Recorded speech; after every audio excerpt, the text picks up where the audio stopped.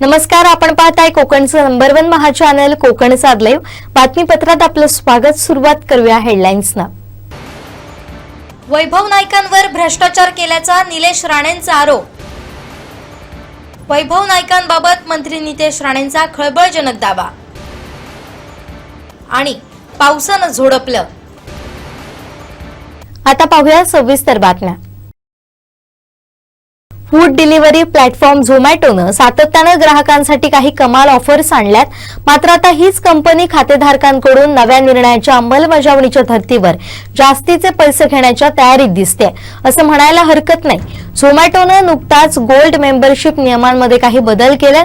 Food डिलिव्हरीवर वाढीव रक्कम घेण्याची तयारी केली आहे। 16 मे पासून लागू झालेल्या नव्या नियमानुसार झोमॅटोला फूड डिलिव्हरी ॲपवर वाढीव रक्कम द्यावी लागणार आहे। सहसा झोमॅटो गोल्ड धारकांना पावसाच्या दिवसांमध्ये सरचार्ज लावला जात नव्हता, मात्र आता ही सूट मिळणार नसून कंपनीनं एका नोटिफिकेशनच्या माध्यमातून ॲप युजर्सना याची कल्पना दिली आहे। 16 मे नंतर पावसाच्या दिवसांमध्ये फूड डिलिव्हरीवर सरचार्ज माफ केलं जाणार नसून ही सुविधा आता झोमॅटो गोल्ड बेनिफिटमध्ये गणली जाणार नाही, असं या नोटिफिकेशनमध्ये म्हटलं गेलंय।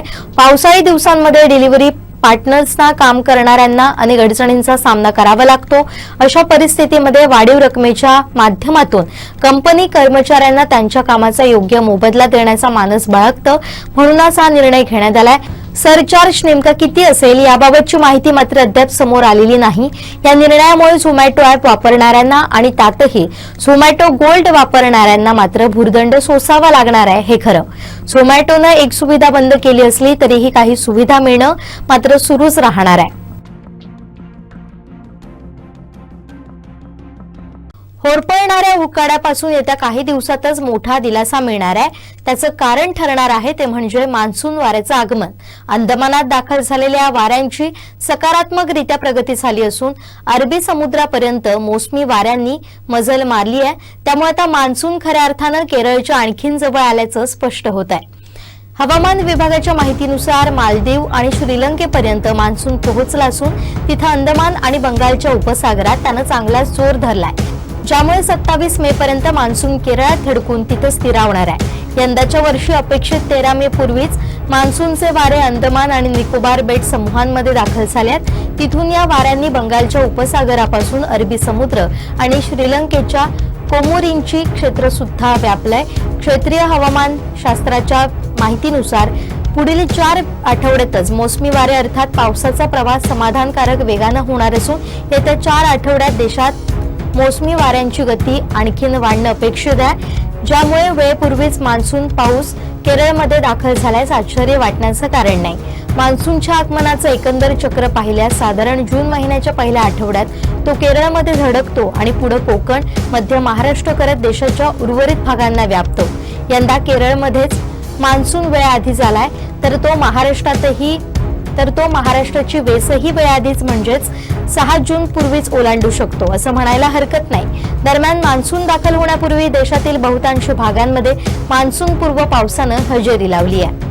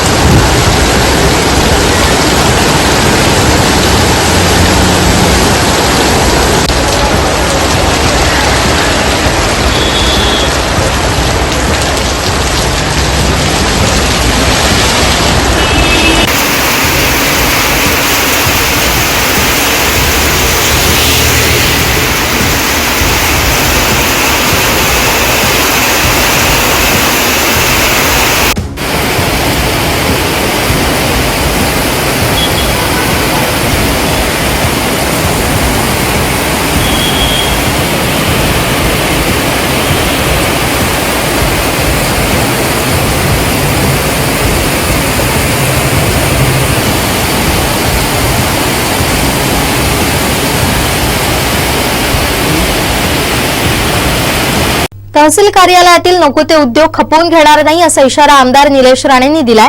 देवबाग येथील 158 कोटीच्या बंधाऱ्याच्या भूमिपूजन प्रसंगी आमदार निलेश राणे बोलत होते। जेव्हा अजितदादा पवारांनी 158 करोड रुपये जाहीर केले ना बजेटमध्ये, मला एवढं समाधान वाटलं मी तुम्हाला सांगू शकत नाही। कारण का देशाचा कुठलाही बजेट असू दे, राज्याचा कुठलाही बजेट असू दे, मी पहिला माझा सिंधुदुर्ग शोधतो। जेव्हा आमदार पण नव्हतो तेव्हाही मी बजेटचा अभ्यास करायचो आणि तेव्हा मी सिंधुदुर्ग शोधायचो। ही लढाई आमची नाहीये साहेब। हे जे संघर्ष आहे, हा जो आटाटोप आहे ना, आमच्यासाठी नाहीये। या मतदारसंघाला 10 वर्ष काही मिळालं नाही, 10 वर्ष रिकामा राहिला मतदारसंघ। कोणाला तरी स्वभावाने कोणतरी बरं वाटत होता म्हणून हा 10 वर्ष भिजत राहिला मतदारसंघ। मिळालं काहीच नाही या मतदारसंघाला, म्हणून भांडावं लागतं।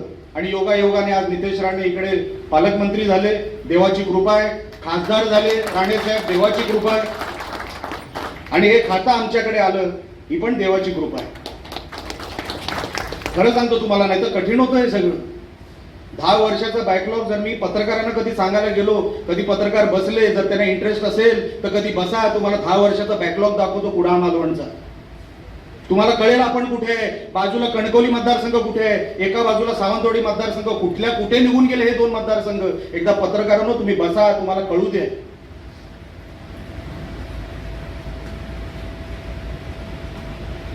प्रशासनालाही मी सांगतो, मालवणच्या तहसील कार्यालयाही सांगतो, नको ते उद्योग करू नका। आमदार बदलला इकडे आता।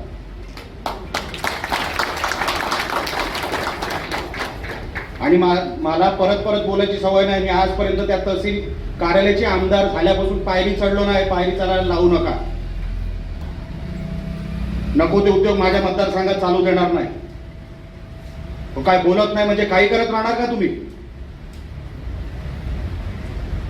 सहन करायची पण एक मर्यादा असते, म्हणून मी विनंती करतोय। आज दिवस चांगला आहे, सगळंच काय आज व्यासपीठावरून बोलणार नाही, पण मी तुम्हाला आज गावासमोर एक विनंती करायला इकडे आलोय, ज्याचा उल्लेख झाला नितेश राणेंच्या विभागामध्ये, या आपल्या खात्यामध्ये आपल्याला सांगायला आनंद होतो। म्हणजे दांडी, आपला तो सगळा परिसर, पुरी किनारपट्टी, जवळपास माझी जेव्हा मीटिंग त्यांच्या विभागाच्या अधिकाऱ्यांची झाली तेव्हा त्यांनी त्या अधिकाऱ्यांना त्यांच्या सांगून ठेवलंय, निलेश राणे बोलेल तसं त्यांच्या मतदारसंघामध्ये तुम्ही द्या। आणि त्या मीटिंगमध्ये असं ठरलं की नितेश राणेंनी आम्हाला सांगितलंय तुम्हाला जे पाहिजे ते तुम्हाला दिलं पाहिजे। आणि म्हणून त्याच अधिकाऱ्यांनी बसून हा आपला रस्ता जो चाललाय आणि मागून जो काय रस्ता आपण रस्ता काढतोय खाडीला लागून, तो डायरेक्ट आपल्या कुठला तो देवलीला वगैरे लागणार, बरोबर आहे ना?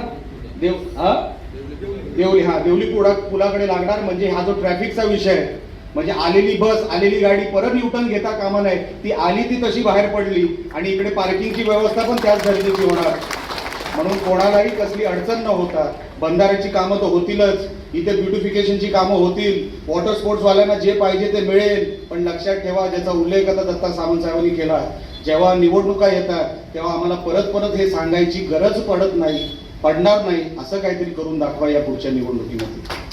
देवबाग समुद्र किनाऱ्यावर जिओ ट्यूब घालण्याच्या टेंडरमध्ये भ्रष्टाचार झाला असा आरोप आमदार निलेश राणेंनी केलाय। माजी आमदार वैभव नाईक यांच्यावर त्यांनी आरोप केले, पाहूया। 158 करोड रुपये महायुती सरकारने इथे आणलं आणि ज्याचा उल्लेख आता व्यासपीठावर झाला की मागच्या 10 वर्षामध्ये असं काय घडलं की 158 करोड रुपये येऊ शकले नाही।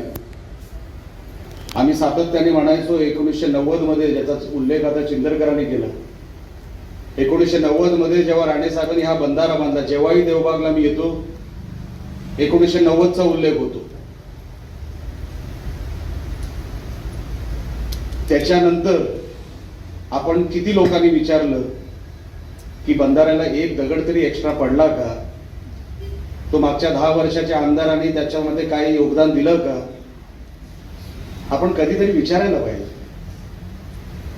प्रत्येक गोष्टीचं राजकारण, मी तर हल्ली बोलायचं सोडलं माझी आमदारांना, पण आपल्याला सामंत साहेब आपल्या मनोगतामधून एक गोष्ट मला आठवली, ज्या जिओ ट्यूबचा उल्लेख इथे निघाला, हे का काम टिकत नाही त्याचं कारण आहे, जेव्हा माझे आमदार इकडे आमदार होते आणि जिओ ट्यूबचा विषय निघाला आणि जिओ ट्यूबचं टेंडर द्यायचं असं ठरलं, त्यानंतर आमदारांनी काही ठेकेदार जमवले. एक सांगलीचा होता, एक पनवेलचा होता. पनवेलवाल्याला सांगितलं तू भर, सांगलीवाल्याला सांगितलं तू भर. त्याचा एक रेट ठरवला गेला, सांगलीवाल्याचा एक रेट ठरवला गेला. त्या दोन्ही रेट ठरवल्यानंतर जो माजी आमदाराला योग्य वाटला त्या माणसाला टेंडर मिळालं आणि सांगलीवाल्याकडून ज्याला सांगितलं होतं तुला काम देईल त्याच्याकडून पण 30 लाख रुपये घेतले. त्याला टाटा बाय बाय लांबूनच केला. देवबागचा एक दगड सुद्धा त्याला लावू दिला नाही. पैसे घेतले. बंधाऱ्याचं काम पनवेलवाल्याला दिलं आणि बघा जिओ ट्यूब वाहून गेले की नाही. म्हणजे त्याच्यातील दर्जा निष्क्रिय, निकृष्ट दर्जाचा इकडे जिओ ट्यूबचा इकडे वापर झाला. आणि नंतर आम्ही जेव्हा इकडे पाहणीला यायचो, पाहणी करत असताना जेव्हा आम्हाला जाणवायचं की ह्याच्यात भ्रष्टाचार झालेला आहे. इकडे आदित्य ठाकरे पर्यटन खात्याचे मंत्री होते 2.5 वर्ष, जेव्हा उद्धव ठाकरेंचं सरकार होतं. तेव्हा पण आपण ह्या बंधाऱ्याला पैसे देण्यासाठी आपण पुढे आलो होतो. कोण होते माझ्याबरोबर? सामंत साहेब, आपण सगळे होतो. अशोक सावंत वगैरे सगळे होते. आम्ही साहेबांच्या निधीचं, साहेब तेव्हा राज्यसभेवर होते, राज्यसभेच्या निधीचं आम्ही पत्र बनवलं, पत्र डिपार्टमेंटला दिलं. 2.5 वर्ष ते भिजत ठेवलं. काय सांगून भिजत ठेवलं की नाही ती कमिटीच बसली नाही, ती कमिटी आलीच नाही, ती कमिटी येणारच नाहीये, हा निधी बसतच नाही. जीव कोणाचा धोक्यात आला? आपल्या जनतेचा. त्यांना काही घेणं देणं नाही. 2.5 वर्ष पर्यटन खातं हे ढेंगा खालू असून सुद्धा तेव्हा आदित्य ठाकरेंनी एक आपला रुपया आपल्या किनारपट्टीवर खर्च केला नाही. सगळे अधिकार होते त्यांच्याकडे, पण 1 रुपया आपल्या ह्या किनारपट्टीवर खर्च केला नाही. वैभव नाईकांच्या नेतृत्वातील शिष्टमंडळ ठाकरेंना भेटलं. त्यांनी विनायक राऊतांना घरी बसवा तरच सिंधुदुर्गात काम करू अशी मागणी ठाकरेंकडे केली. असा खळबळजनक दावा मंत्री नितेश राणेंनी केलाय. पाहुयात काय म्हणालेत मंत्री नितेश राणे.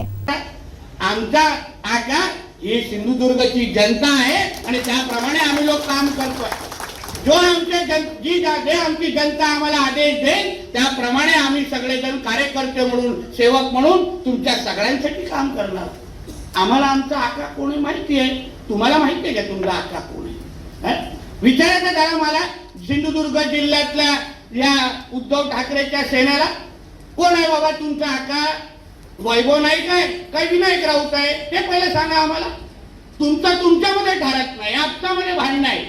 सामंत साहेब 2 आठवडे अगोदर वैभव नाईकच्या नेतृत्वाखाली एक शिष्टमंडळ मातोश्रीकडे गेलं उद्धव ठाकरेला भेटण्यासाठी. तो जेव्हा बाहेरगावी जाण्याच्या अगोदर मातोश्रीकडे गेलं. काय मागणी केली? या विनायक राऊतला घरी बसवा तरच आम्ही सिंधुदुर्गामध्ये काम करू अशी मागणी करून परत इथे आलेले आहे. आमच्यामध्ये काढायला लावतात.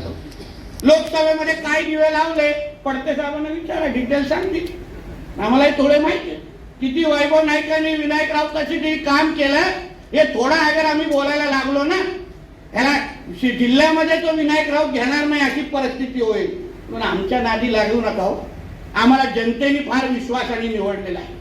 10 वर्ष तुम्ही काय करू शकता, तुमची क्षमता काय आहे, राज्याची पुरी सत्ता तुमच्याकडे असताना पण तुम्ही जनतेची सेवा करू शकलात नाही आणि म्हणून आम्हाला जनतेने निवडून दिलाय. याबद्दल आम्हाला सार्थ अभिमान आहे. आम्ही आमचं काम दाखवलं. तुम्ही काय 10 वर्ष तुम्ही काय करू शकता सांगा. देवबागचा विकास 10 वर्षामध्ये 8 वर्ष ते वैभव नाईक इकडचे आमदार होते, सत्ताधारी आमदार होते, विरोधी पक्षाचा पण नाही. मी तर कणकवली मतदारसंघाचा विरोधी पक्षाचा 8 वर्ष आमदार होतो, तरीही त्यांच्यापेक्षा जास्त निधी आणून दाखवायचो आणि ते नाकारते पद्धतीने काम करायचे. आणि म्हणून आपल्याला या निमित्ताने आता निर्णय घेतलाय ना, आता निश्चिंत करा, आरामात घरी आराम. काही चिंता करू नका. निलेश साहेब तुम्हाला एकही टेन्शन कुठला विषय घ्यायला देणार नाही. ते सगळे तिथे जास्तीत जास्त निधी कुडाळ मालवणसाठी कसे आणतील यासाठी ते दिवस रात्र काम करतायत. दिवस रात्र आमच्या सगळ्यांच्या मंत्रालयामध्ये आमच्या बरोबर पाठपुरावा करतायत. म्हणून त्याची तुम्ही निश्चित करा. 10 वर्षात मागच्या आमदारांनी केलं नाही ते निलेश राणे यांनी पहिल्या 6 महिन्यात करून दाखवलं असं पालकमंत्री नितेश राणे म्हणाले. देवबाग येथील बंधाऱ्याच्या भूमिपूजन प्रसंगी पालकमंत्री नितेश राणे बोलत होते. तसं संध्याकाळी परत घरी यायचं आहे ना. आणि काय आतापर्यंत राणे साहेब हे अर्थ खात्यामध्ये तरवेत सामंत साहेब. आता ते त्याच तरबेज आणि तेच अभ्यास नेमकं निलेश साहेबांनी घेतलेला आहे. आणि पण आकड्यांचं कुठे मी घरी सांगत बसू काय कमी पडलो काय पडलो, मला माझं मी बघून घेईल, पण हे काम मला द्या. आणि म्हणून त्या निमित्ताने आपल्या या बजेट अर्थसंकल्पामध्ये भाषण करत असताना मला अभिमान वाटतो की माझ्या महाराष्ट्र मॅरिटाईम बोर्डच्या खात्याअंतर्गत जे काही मोजकी कामाची यादी वाचली गेली त्याच्यामध्ये पहिलं क्रमांकाचं काम हे आपल्या देवबागच्या कामाचा उल्लेख अर्थमंत्र्यांनी केला. पद्धतीचं आमचे तिन्ही नेत्यांच्या नेतृत्वाखाली, सन्मान्य राणे साहेबांच्या नेतृत्वाखाली आम्ही सगळेजण काम करतो. म्हणून ज्या पद्धतीने हे बंधारा बांधल्यानंतर तुमच्याकडे कुठलीही अडचण होणार नाही, कोणीही वाकड्या नजरेने बघणार नाही. तसंच आमच्या ह्या तीन पक्षाचा एक अतिशय मजबूत बंधारा महाराष्ट्राच्या पुढे उभा आहे. आमच्या महाराष्ट्राकडे कोणी वाकड्या नजरेने पाहू शकणार नाही, एवढं मजबूतीने आमचं सरकार काम करतं. म्हणून त्याची काही चिंता करू नका. जे काही अगोदरचे जे काही लोकप्रतिनिधी होते 10 वर्ष होते हो. म्हणून एक चांगला योग्य लोकप्रतिनिधी निवडल्यानंतर आपल्याला काय मिळतं ह्याचं उत्तम उदाहरण निलेश राणे साहेबांच्या कार्यातून तुम्हाला सगळ्यांना अनुभवायला भेटत आहे. काय शक्य नाही हो, तुम्ही मला सांगा. सत्तेचा वापर कसा करायचा हे खरं म्हटलं तर त्या लोकप्रतिनिधींना आलं पाहिजे. त्यासाठी तुम्ही त्यांना आमदार बनवता. तुमच्या आशीर्वादामुळे आम्ही महाराष्ट्राच्या विधिमंडळामध्ये आम्हाला बसायला मिळतं, तेवढा मान सन्मान मिळतो.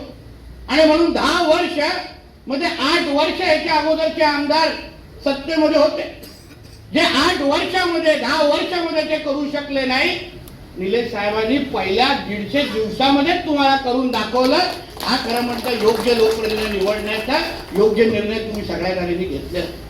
म्हणून आता कसलीही चिंता करू नका. कारण आमच्या काय आता गती कोणच कमी करू शकणार नाही. या पद्धतीने आम्ही सगळेजण महायुती म्हणून भक्कम पद्धतीने काम करतो. कोणीही कितीही आपल्यामध्ये काही आमच्या तिन्ही पक्षामध्ये काड्या लावण्याचा प्रयत्न केला, पण आमचा बंधारा मजबूत आहे.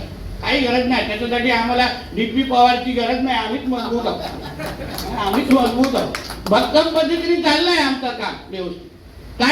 काय चिंता करायची गरज नाही. बघा आमच्या विरोधात कसे तडफडत आहे, मुद्दाच भेटत नाही, काहीच विषय नाही. कुठल्या जुने विषय काढायचे आणि उगाच त्या मीडियाच्या समोर काहीतरी बोलून दाखवायचं. काय जाईल सुव्यवस्था असो, अन्य कारभार असो, कुठला मुद्दा भेटतोय तुम्ही मला सांगा. म्हणून देवबाग गावासाठी आम्हाला जास्त कसं आम्ही देऊ शकतो, दिलेला प्रत्येक शब्द कसा पूर्ण करू शकतो, यावर आम्ही निवडून गेल्या ह्या कामावर सगळ्या लोक लागलेलो आहे. म्हणून अजून 5 वर्ष, अजून फक्त 150 दिवसच सरकार ते झालेले आहे. 5 वर्ष आहे. म्हणून तुम्ही निश्चिंत राहा.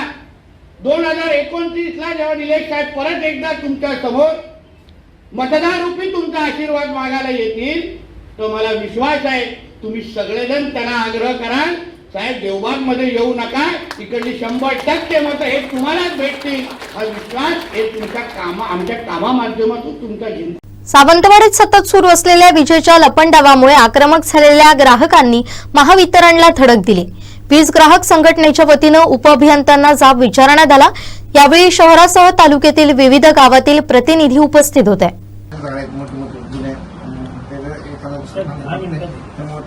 बंद पडलं होतं आणि केबल जळाले होते, त्यामुळे ते बंद पडलं होतं. 6 आठवडे आपण लवकर चालू केलं होतं. हा प्रॉब्लेम होता, त्यामुळे ते थोडा वेळ लागला. मागचं सांगताय तुम्ही काय म्हणतात? मी काय म्हणतो, गेले महिनाभरच चालू आहे. 2-2 मिनिटात लाईट जाण्यामुळे ना माझा डीप फ्रीज बंद पडला त्या दिवशी आणि त्यात जवळजवळ 15-20 हजारचं आईस्क्रीम वितळलं. ते आणून जर मी इथं टाकलं असतं ना तर तुम्हाला समजलं असतं माझं नुकसान किती झालं. आणि हे वैयक्तिक विषय घेऊन इथं येत नाही. कशासाठी हे आमचे पर्सनली बंद पडलं, ठीक आहे, आम्ही बटन बंद केलं, स्विच बंद केलं, पुन्हा चालू केलं, चालू झालं ते. पण ह्या तुमच्या लाईट जाण्यामुळे हे प्रकार होत आहे. त्याच्यावर तुम्ही काहीतरी करा ना.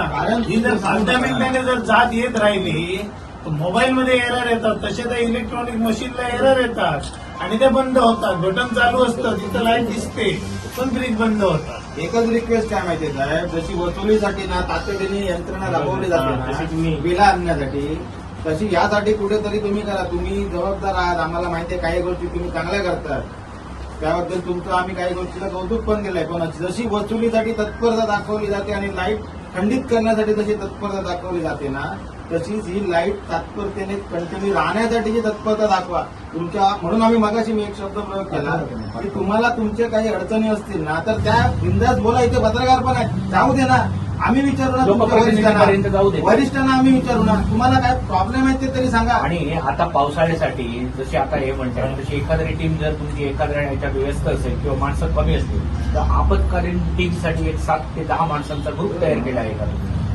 पुढच्या 4 महिन्यासाठी. आता येणारा आपल्या मी त्यांना समाधान करून उत्तर द्या. जर 2 कामांनी येत नसेल तुमची जर एक मिनिट पाटेकर साहेब, बाजूला ठेवले तर तुम्ही काय सांगा त्या ग्राहकाला, बाबा तुमचं काम चालू आहे, 2.5 तासात लाईट येणार आणि ती 1.5 तास आली तर तुमचं अभिनंदनच होईल ना. पण तुम्ही जेव्हा 1.5 तास सांगता आणि 3 तास लाईट येत नाही तेव्हा उद्रेक चालू होतो.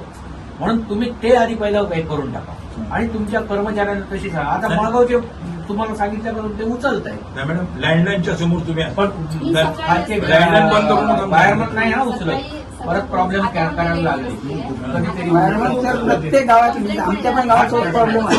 वायरमॅन कोण उचलायला गावात 3 वायरमॅन आहे. कोण गावला ना त्यांचं कोण मी म्हणतो ठीक आहे 5 मिनिटं कुठे पोलामध्ये असेल आपण बोलतो आणि तुम्ही काय बोलणं काय असं होऊन जातं. नेमकं कारण काय?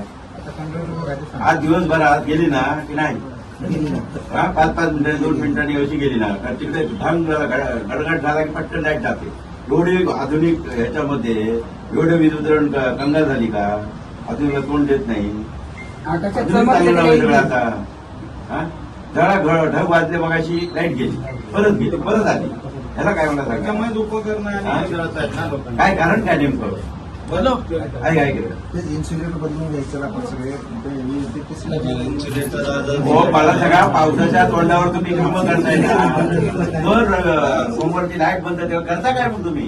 झाडाचे फांद्या तशाच आहे सगळ्या करता काय नेमकं? आपण इन्सुलेटर किती बसायचे आहे? काढले पूर्ण लाईनचं आता इन्सुलेटर किती बसायचे आणि कुठे कुठे? सगळेच लाईन आपल्या बदलून सगळ्या तालुक्यामध्ये का?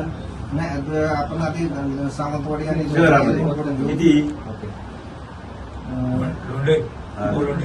11 किलो समज ना काहीतरी आता नियोजन काय तरी करू का नाही नियोजन? आमदारांना एक तर तुम्ही भेटत नसतील आमदार तुमच्याकडे लोकांची काळजी घेत नाही. मागणी केली नाही आमदारांकडे.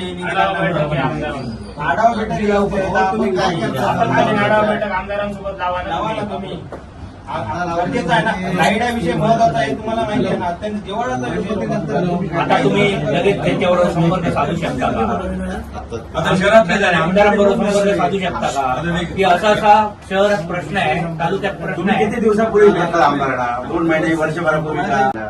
भेटलं नाही शेवटी चर्चा करतो आणि ते नाही हो, मला काय विचारलं सांगा प्रश्न. वर्षभरापूर्वी भेटलात, 2 महिन्यापूर्वी जेव्हा भेटला. एक तुम्हाला सजेशन करतो, रिक्वेस्ट करतो सगळ्या संघटनेच्या समोर. आता तुम्ही संपर्क साधू शकता डायरेक्ट आमदारांशी. पीएना विचारा, पीएना की असं ग्राम संघटनेचे लोक आलेले आहेत आणि या संदर्भात मला तुमचा वेळ कधी मिळेल हे विचारत घ्या ना. ऑपरेशन सिंदूर या भारतीय सैन्य दलानं केलेल्या गौरवपूर्ण कामगिरीच्या सन्मानार्थ आणि पंतप्रधान नरेंद्र मोदी यांच्या कणखर नेतृत्वाच्या सन्मानार्थ कणकवलीत भव्य तिरंगा रॅली काढण्यात आली. पटकीदेवी मंदिरापासून या रॅलीची सुरुवात झाली. मत्स्य व्यवसाय आणि बंदर विकास मंत्री सिंधुदुर्गचे पालकमंत्री नितेश राणेंची यावेळी उपस्थिती होती.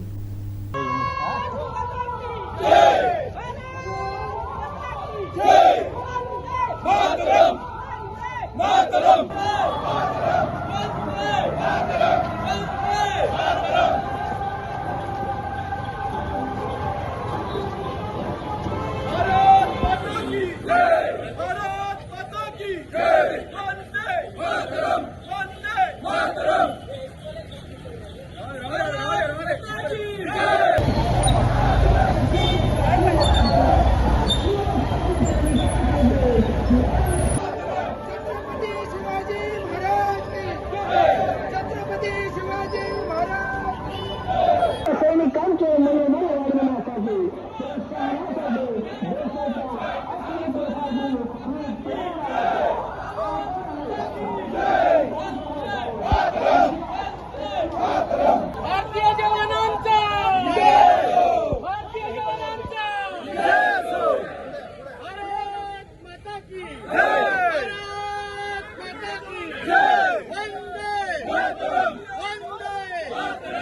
आज कणकवली सिंधुदुर्गामध्ये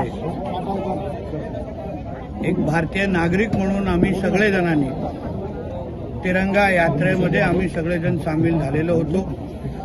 मोठ्या प्रमाणामध्ये भारतीय नागरिक या तिरंगे यात्रामध्ये हातात झेंडे घेऊन आणि आमच्या भारताबद्दल, देशाबद्दल, आमच्या भारतीय सैन्याबद्दल आम्हाला जो एक सार्थ अभिमान एक भारतीय म्हणून आहे ते प्रदर्शन करण्यासाठी, आमच्या सैन्याचं मनोबल वाढवण्यासाठी, त्यांचे आभार मानण्यासाठी की आज जे एक भारतीय म्हणून आम्हाला एक अभिमान वाटण्याची जी भावना आहे, जी सुरक्षतेची जी भावना आहे, ते केवळ आमच्या भारतीय सैन्य, नौदल आणि एअरफोर्समुळेच आहे.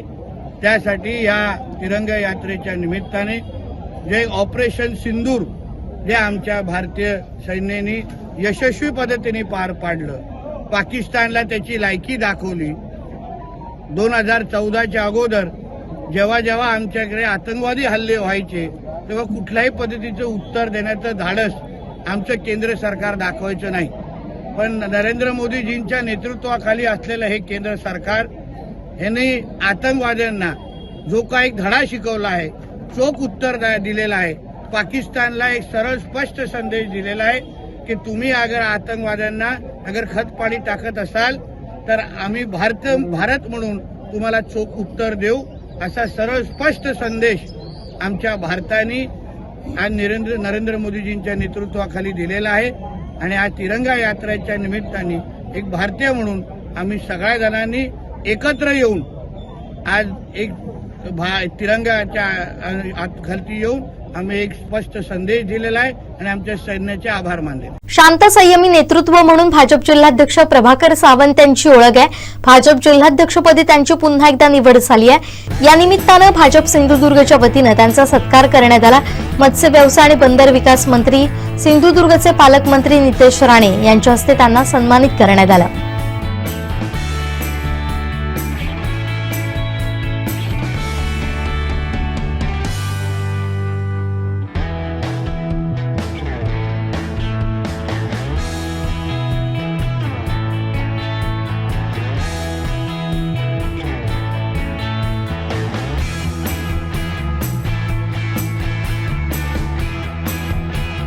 सावंतवाडीत जोरदार पाऊस बरसला. सकाळपासून ढग दाटून आले होते. त्यानंतर दुपारच्या वेळेत पावसानं जोरदार हजेरी लावली. काही काळानंतर विश्रांती घेतली. याचवेळी विजेचाही लपंडाव सुरू होता.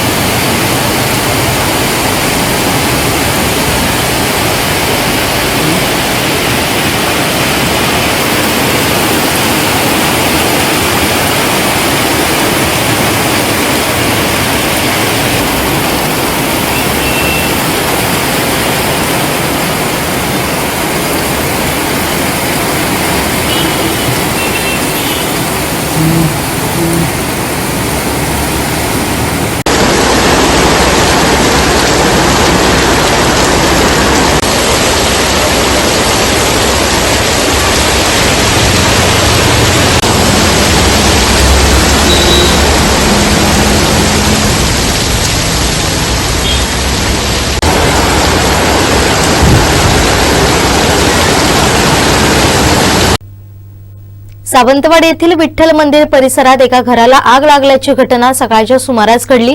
दरम्यान आजूबाजूला असलेल्या लोकांनी तात्काळ नगरपालिकेच्या बंबाला पाचारण केलं। यानंतर ही आग विझवण्यात आली, मात्र ही आग कशामुळे लागली याचं कारण समजू शकलेलं नाहीये। घटनास्थळी नागरिकांनी मोठी गर्दी केली होती।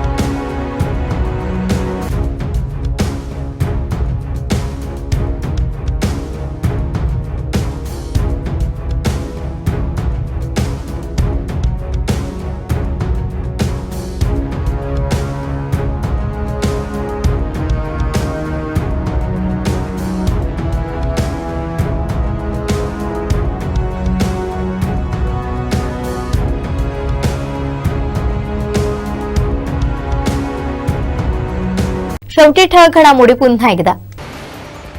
वैभव नाईकांवर भ्रष्टाचार केल्याचा निलेश राणेंचा आरोप। वैभव नाईकांबाबत मंत्री नितेश राणेंचा खळबळजनक दावा। आणि पावसानं झोडपलं। बातमीपत्रात वेळ झाली, येथेच थांबण्याची। पाहत रहा कोकणचं नंबर 1 महा चॅनल कोकण साध लाईव्ह। धन्यवाद।